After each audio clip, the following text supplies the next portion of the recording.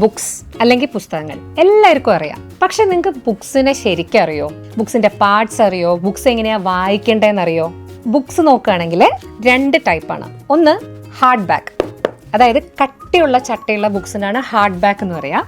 പിന്നെ paper back, അതായത് കട്ടിയില്ലാത്ത ചട്ടയുള്ള ബുക്സിനാണ് paper back എന്ന് പറയാം. പിന്നെ ബുക്സിൻ്റെ വേറൊരു പാർട്ട് എന്താണെന്നറിയോ?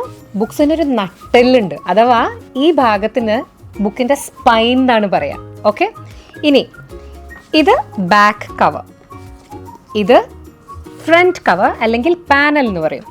അപ്പോൾ ഇതിൻ്റെ രണ്ടിൻ്റെ ഇടയിലുള്ള ഈ ഭാഗം ഉണ്ടല്ലോ, ഇതിനാണ് ടെക്സ്റ്റ് ബ്ലോക്ക് എന്ന് പറയാം. പിന്നെ ഈ വരുന്ന ഭാഗത്തിന് കോർണർ എന്ന് പറയും.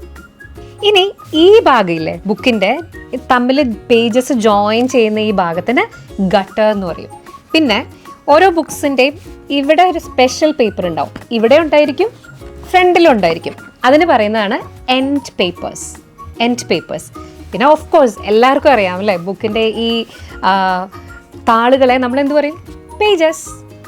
ഇനി ഇങ്ങനെയാണ് നമ്മളുടെ ബുക്സിൻ്റെ പാർട്സ് എങ്കിൽ ബുക്സ് എങ്ങനെയാണ് വായിക്കുക അതറിയണമെങ്കിൽ ഈ വീഡിയോയുടെ സെക്കൻഡ് പാർട്ട് കാണണം. അത് കാണണമെങ്കിൽ നമ്മുടെ പേജ് ഒന്ന് ഫോളോ ചെയ്യുക, മറക്കാതെ ആ വീഡിയോ കാണുക.